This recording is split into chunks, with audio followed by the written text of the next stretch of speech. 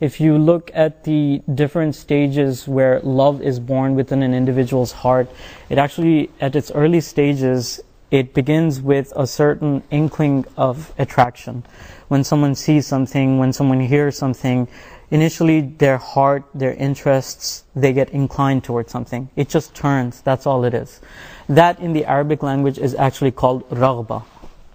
Eventually, as raghba keeps building up within an individual's heart, this happens by a number of ways. By actually beginning to interact with that entity that you have desire for. Over time, that raghba actually changes into something else, and that is called talab. Talab is desire. Now, talab is when you want to possess that thing.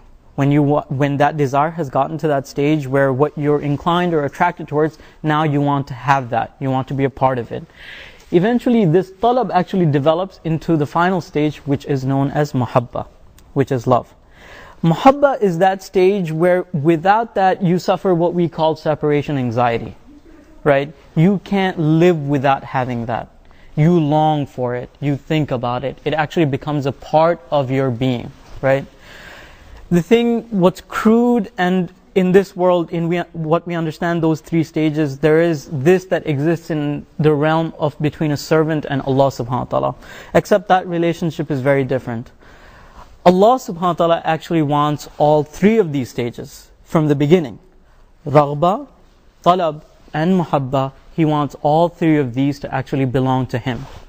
There is a level of ghurur. There is a level of possessiveness. People have possessive natures, right? Allah subhanahu wa ta'ala's possessive nature is all-encompassing. إِلَى اللَّهِ رَاغِبُ وَالَّذِينَ آمَنُوا أَشَدُّ حُبًّا لِلَّهِ. The believers are extremely extreme in their love for Allah subhanahu wa ta'ala. All three stages belong to Allah subhanahu wa ta'ala. There was one of our ulama, one of our traditional scholars from actually many centuries ago, he actually used to tell his students that a woman taught me the value of Tawheed.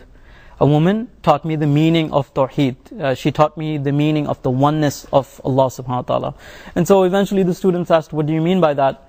So a woman came to him and she demanded that that he write a fatwa that basically bans her husband from taking on more than one wife. Right? Not to have more than one wife. So he said, you have to give me more than that. I can't just write a fatwa. That's something that's been sanctioned. I can't write a fatwa against that. You have to give me more evidence for it. So she said, she heaved a sigh. She took a deep breath and then she said, she was in a niqab. She said, would that I be able to show you my face? If you were to see my beauty, you would understand why it's a valid opinion. Her ghurur, right? Her ghurur, her pride on her beauty was so much that she was forced to claim that no, she should not have to share her husband with anyone else because of her beauty. Imagine the beauty of Allah subhanahu wa ta'ala, the one who created all of beauty as we know it, as mankind, as this world has known it, in all its different forms, in all its different manifestations. Allah subhanahu wa ta'ala created that beauty. Imagine the ghurur that Allah subhanahu wa ta'ala has for His servants. And so he said, a tear came to my eye, and that is when I understood the true value of Tawheed. That the ghurur that Allah subhanahu wa ta'ala has with His servants. This is why these three statements, actually our ulama define the apex of love. The apex, the highest crescent of love, of muhabba, is that you submit to that love. You surrender to the whims and the desires of that love. Right? That is also what we call ma'bud. That is the shahada. It's the testification.